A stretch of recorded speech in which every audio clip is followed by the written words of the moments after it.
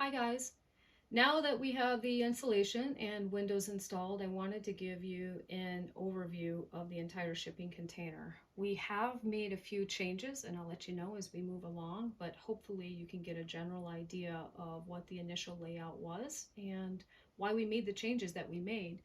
I do apologize for the video movement on the left of your screen. I tried to do it on paper, but it just wasn't functioning the way I wanted. I didn't think I could give you an overall clear view of everything that we were looking at, so I opted for this option. So hopefully it won't be too distracting for you. The bay doors are on the west side of the shipping container. You've seen us go in and out of them a few times. There's nothing changing about these other than we are adding the insulation to them. We chose to leave that insulation off simply because the traffic that goes in and out with tools and equipment, we just didn't want the insulation getting gouged because it is that styrofoam and so fast insulation and it would gouge pretty easily. This is our utility room that is divided by a wall. We have the electrical panel that services the entire shipping container right here.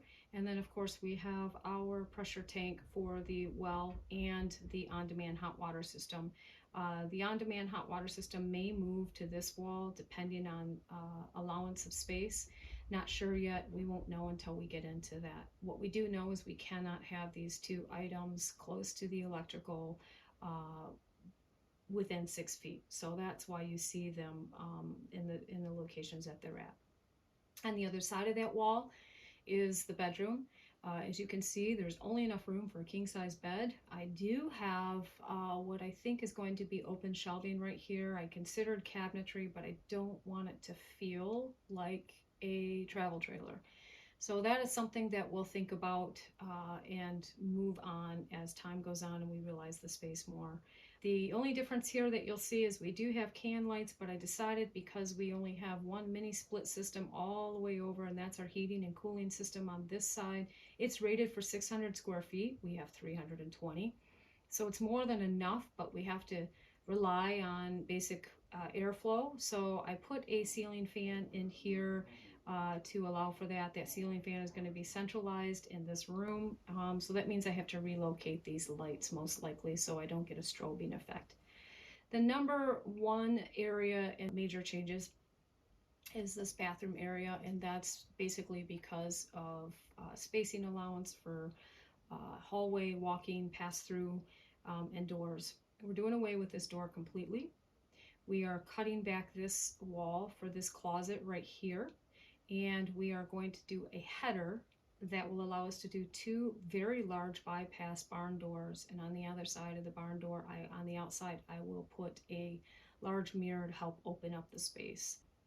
We are doing a full-sized stackable front-end loader unit for washer and dryer. I did that on purpose because, as you know, we have dogs who love the dirt, and we have a lot of streams and mud and rain and trees, and I didn't want to be limited by washing my comforter if necessary. So I wanted a full-sized unit, and so that's what we sacrificed to make sure that space to get that. Of course, we have the shower on the other side. We have niches that will be going in. I just don't know where yet because we are still trying to work out layout. And then, of course, we have the powder room or the toilet room. This is another major thing. We are getting rid of this door as well. We are cutting this wall off right here, and we are going to mimic what we're doing on this side in the form of putting the header across the top and putting bypass barn doors again. Those barn doors will do two things. They will provide as a wall, and then they will also provide as a door. So when they're open, it'll give you an open feel, but then at the same token, when it's closed, it will act as a wall and give you the privacy that you're looking for without taking up unnecessary space.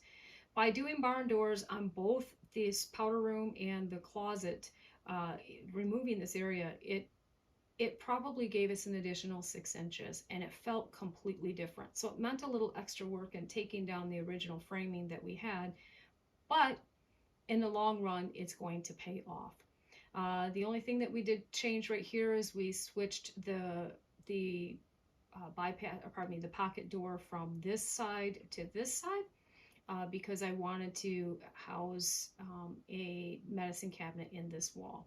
That does mean that I can't use this wall at all, and that's because you can't use a screw. You can't put screws in this wall. You have to be able to allow that door to function completely and freely back and forth, unless you do like 3M tabs or anything of that nature. So we had to sacrifice that wall, and I was planning on using that for like a handheld vacuum, but we'll work that one out. I did go ahead and have the electrician put in an outlet at the very bottom of this underneath on the vanity. The vanity has a bottom shelf rather than full encompassed cabinetry, and that is to put my Roomba in there. So let's move on into the kitchen. This is pretty straightforward. Some of the things that I absolutely had to have is I wanted all my base cabinets to be drawer base cabinets. I wanted a pull out spice and oil pantry, and I wanted a full-sized sink. On the flip side here, we went ahead and did a drawer base with upper microwave cabinet. We have a full-sized counter depth refrigerator, which means that it will run with the same size as the depth of the cabinetry, with the exception of the door sticks out just a little bit, so it allows for it to open and close. And of course we have a pantry. If you'll notice in here, I do not have a stove or oven, and that is going to be something new for me. I had to think about the space and what I would use it and how I would use it. So my initial thought was we were going to use this space for a secondary space, and an initial space for us to live in while we build a home. But the more I see it, the more I love it. I don't know that we will build another home. But in the meantime, what I did decide was I don't really want a cooktop in here, a full-on cooktop stove. I didn't want to sacrifice that space. So I cook and bake a lot. So that was a huge thing for me to sacrifice. But in some investigation and realizing how I do cook and bake a lot, in a 4-burner cooktop, I only use the 2 anyways. So I did purchase an induction 2-burner cooktop that will fit in this top of this cabinet right here, pardon me, this drawer right here. So when not in use, it's easy to store away and keep my countertops clean. That brings us to the oven. I did purchase a convection oven. It's highly rated. It's supposed to do everything a standard oven does with half the size. And in reality too, I only use one shelf in my oven, whether I'm baking potatoes or doing roasted potatoes or roasted chicken or even a cake. I don't mix those anyways. I don't put a cake in with my potatoes, so I would probably do it one at a time. And so I went ahead and purchased one that will actually store in the bottom drawer of this as well. So that is actually going to service not just extra storage space, but for the induction cooktop and the convection oven, and keeps my cabinets, countertops completely clear and free. And then of course we'll have the open shelving, which Jay and I love anyways. So this is what we have, guys. The only other thing that is going to change is our deck. It is going to be a 16 by 16, and it's only going to be off the front here. We do have a mini split heater system. We'll talk more about that in another video, but basically that is for heat and cooling, and it will address this entire space, especially with the ceiling fan that's going in the bedroom. We have some plans for the outside of the shipping container, including the painting and exterior kitchen on this north side of the shipping container itself. I plan on doing a lot of canning and cooking outside, and I'm not quite sure where that's going to be, but I will let you know in future videos. Let me know if you have any questions on anything that I just rushed through. I just didn't want to talk too much, and I feel like I have already.